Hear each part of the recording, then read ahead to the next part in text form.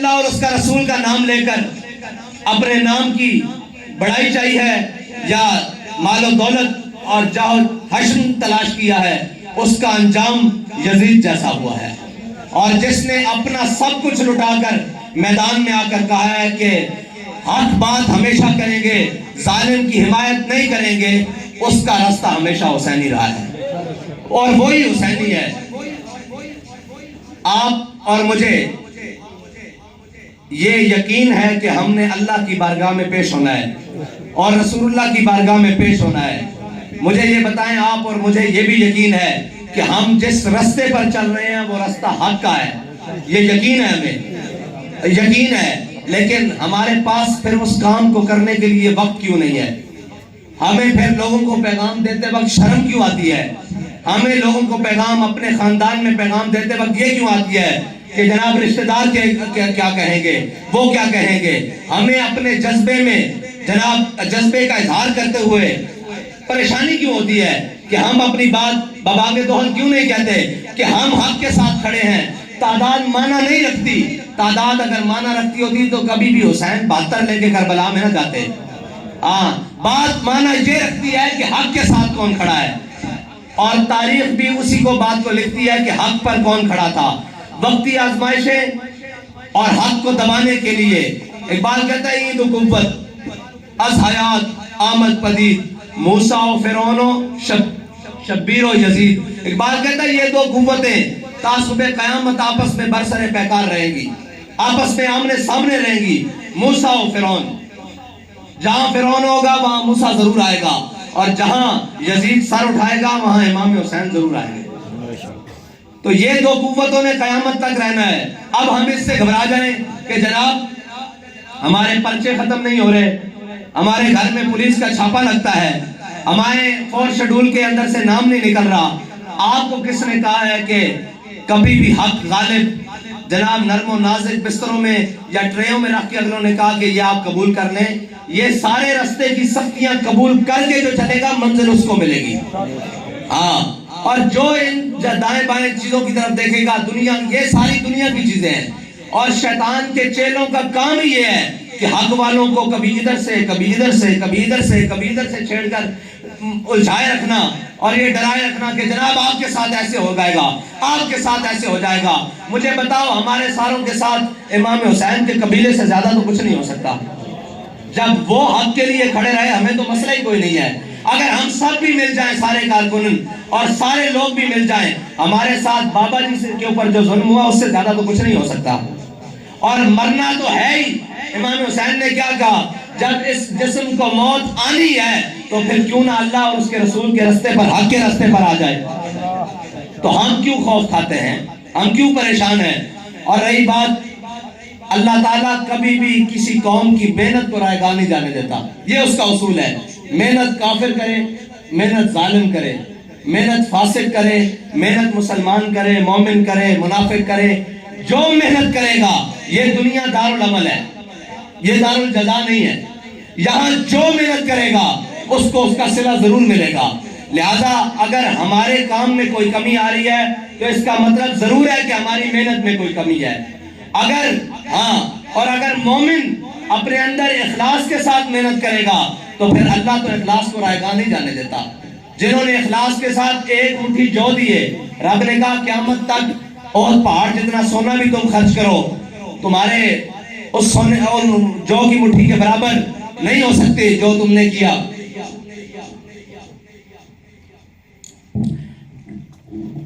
جو صحابہ نے جو مٹھی خرچ کیے، ایک مٹھی جو خرچ کیے، ہم آنے والے قیامت تک مسلمان اگر اور پہاڑ بھی خرچ کریں سونے اور چاندی کے تو وہ برابر نہیں ہو سکتے۔ اس کی وجہ کیا ہے؟ اس کی وجہ صرف اور صرف اخلاص ہے۔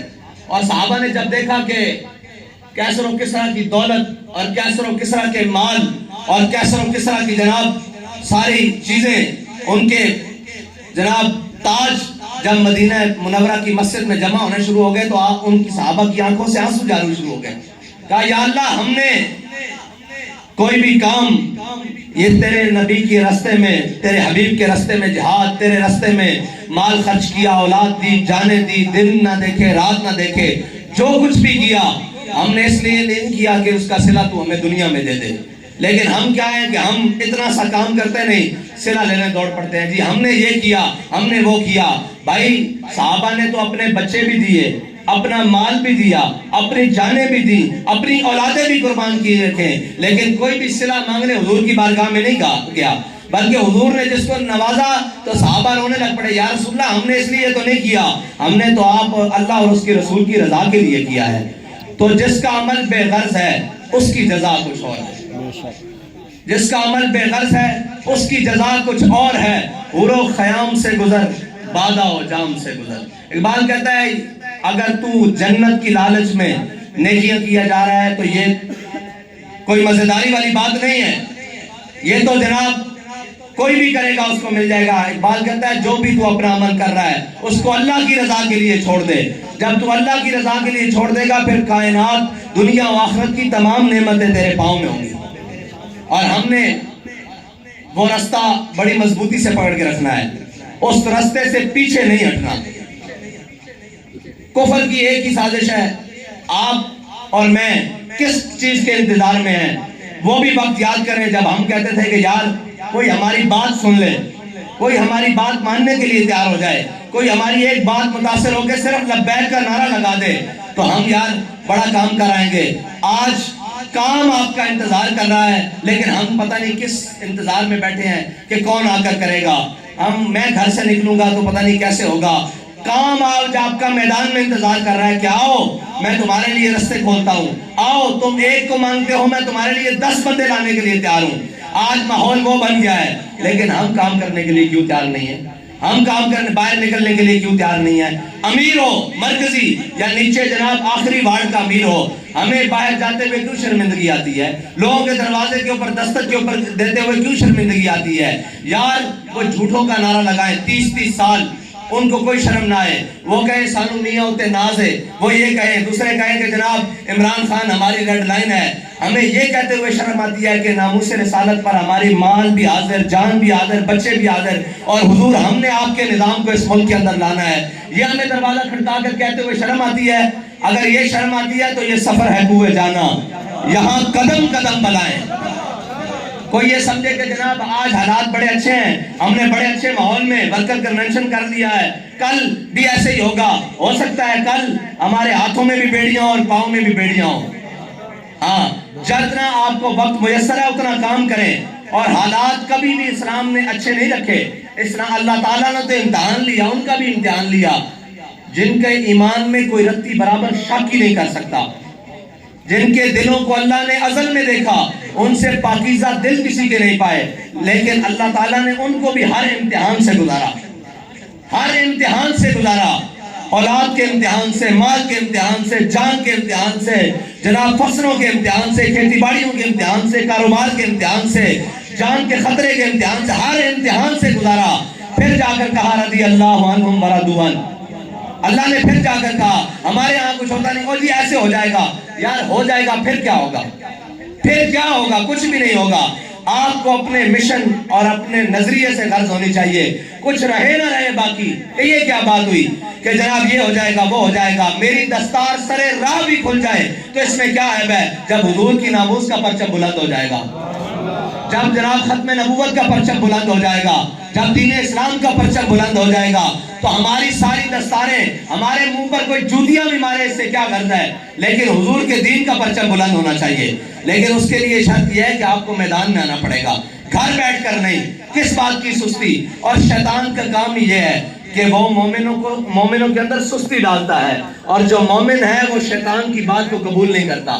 شیطان کا کام ہے کسی ایک کے کان میں ایک بات کرنا، پھر وہ موری مجلس میں پھر جانا، پھر دوسری شیطانی لگا دینا، پھر تیسری شیطانی لگا دینا، پھر یہ پھر وہ۔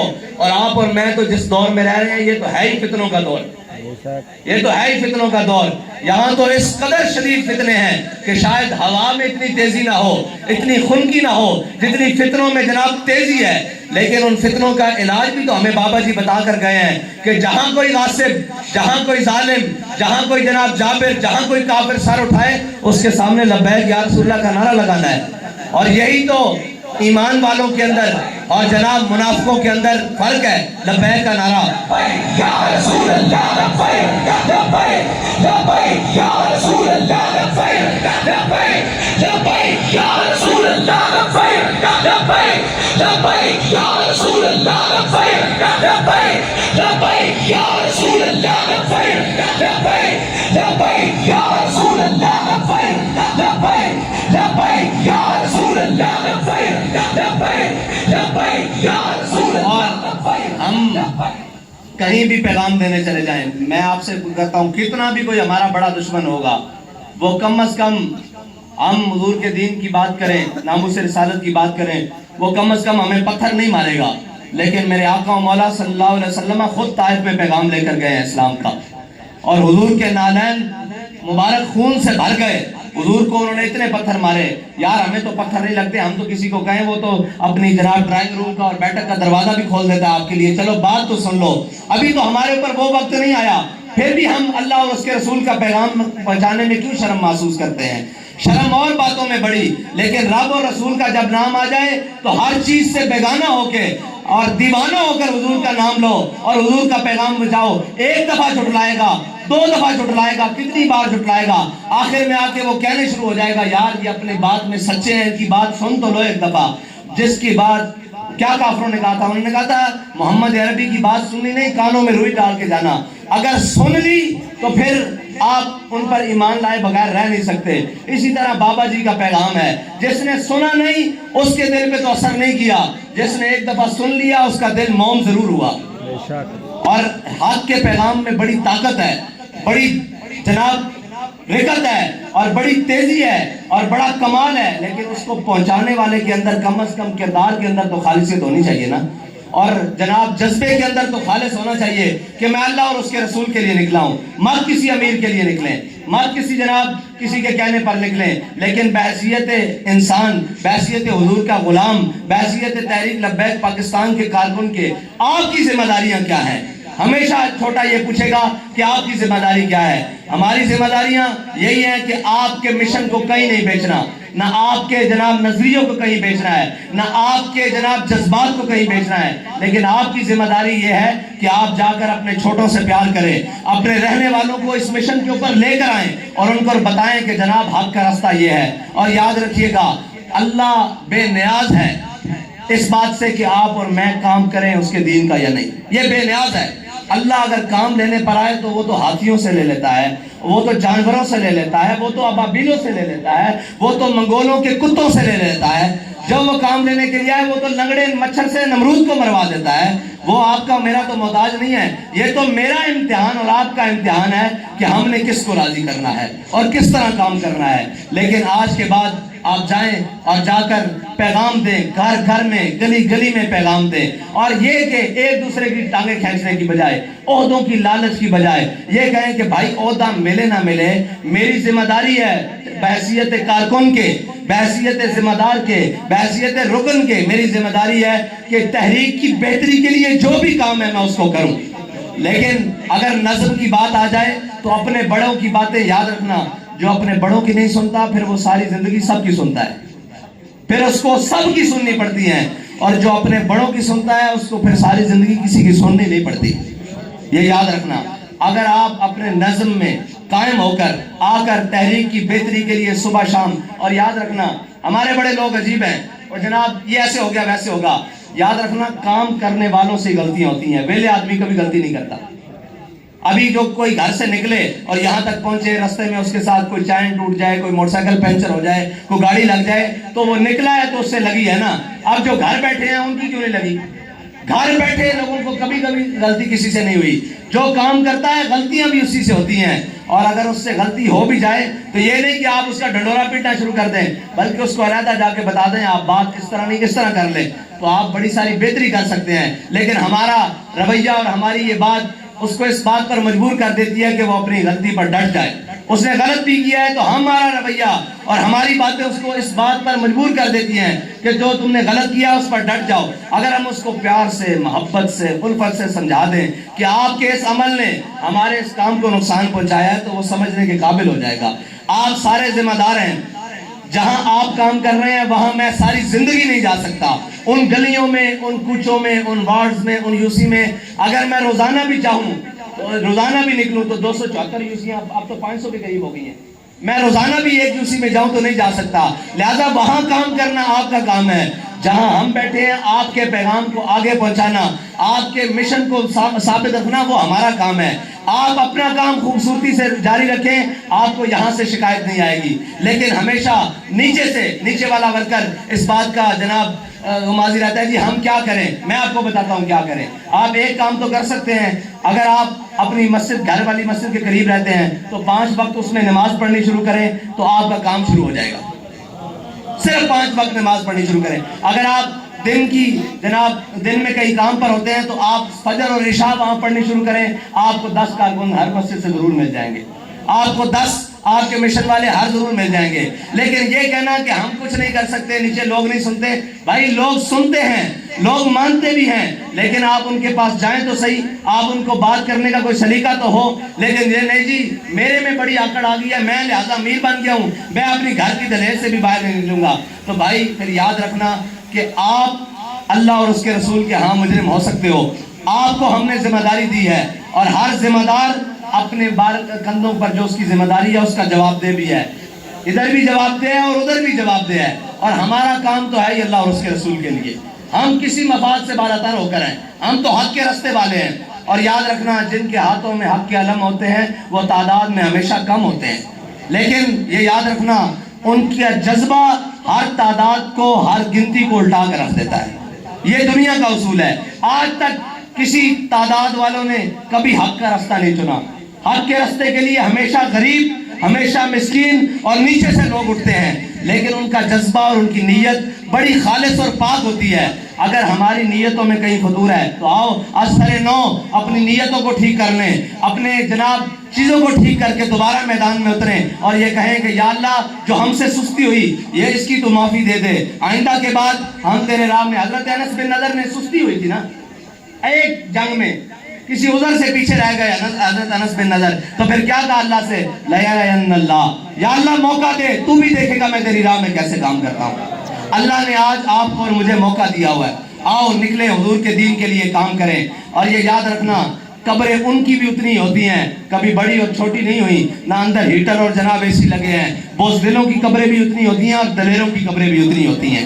اور آج تک جو کہتے تھے کہ جناب ہم مارے جائیں گے اس کام کے لیے، ان کی قبریں بھی قبرستانوں میں موجود ہیں.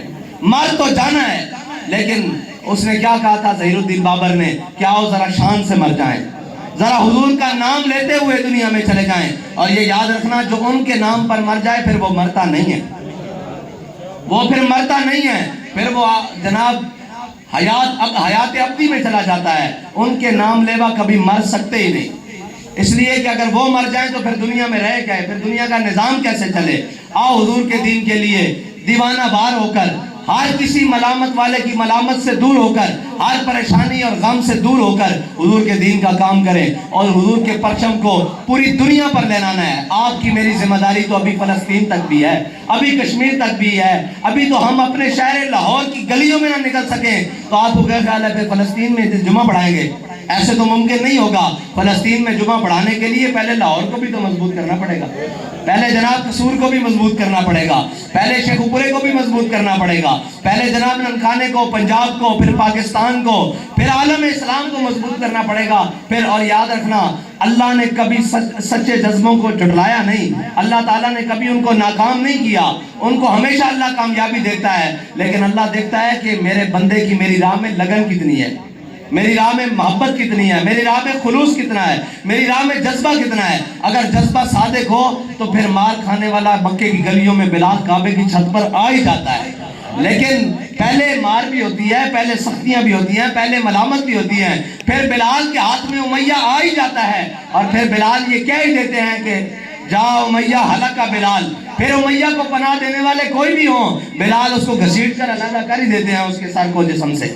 ہاں یہ وقت آ ہی جاتا ہے، لیکن اس سے پہلے مشکلات کو، پریشانیوں کو سامنا کرنا پڑتا ہے. اللہ تعالیٰ مجھے اور آپ کو حضور کی خالص محبت عطا فرمائے اور حضور کے دین کے لیے ہمیں اپنا جان، مال، وقت ہر کچھ صرف کرنے کی توفیق عطا فرمائے. اور رہی بات دنیا سے راضی جانے کی، دنیا سے دنیا کے کاموں کی، تو دنیا سے راضی فرعون بھی نہیں گیا، دنیا سے راضی نمرود بھی نہیں گیا، دنیا سے راضی حامان اور قارون بھی نہیں گئے. یہ دنیا بڑی جناب عجیب ہے. کیا ہے؟ جدد السفینہ تفی بحر عمیق، اے یا ابا ذر جدد السفینہ تفی بحر عمیق. اے ابو ذر، یہ دنیا کے جناب سمندر بڑا ہی گہرا ہے، اس میں اپنی کشتی کو حق کے راستے پر رکھنا، اور اگر وہ حق کے راستے پر ہوئی تو وہ کنارے میں ضرور لگے گی، اور اگر وہ حق کے راستے پہ نہ ہوئی تو دنیا اس کو اپنے اندر غرق کر لے گی. یہ زندگی بھی ایسے ہی ہے جناب کشتی کی طرح، اور دنیا جناب سمندر ہے، اس سے کوئی بھی راضی نہیں گیا. آج تک ہمارے جناب بڑے کہتے تھے پوری کسی دی نہیں پئی، پنجابی دا جملہ پوری آج تک کسی دی نہیں پئی اور نہ پینی. یہ دنیا دا اصول ہے. ہاں پوری اس دی پینی جڑا اللہ دے راستے تے لگ پیندا، پھر رب فرماندا میں اس دے کماں نوں لگ پیندا، اس دے سارے کم میں کردا. اللہ دے راستے وچ کچھ آ کے تے دیکھو، کچھ اپنا وقت دے کے تے دیکھو. اور چمن میں میری تلخ نوائی گوارا کر. اقبال کہتا ہے چمن میں میری تلخ نوائی گوارا کر، کہ زہر بھی کرتا ہے کبھی کار تریاکی. اقبال کہتا کدی کدی زہر بھی موت تو بچن دا سبب بن جاندہ. اے ساڑیاں سخت گلاں اور نرم گلاں انہاں نوں اپنے دلاں وچ بھی جگہ دیو اور اپنے عمل وچ بھی جگہ دیو. اللہ تعالیٰ تانوں تے مینوں اخلاص عمل عطا فرمائے. واخر دعوانا الحمدللہ.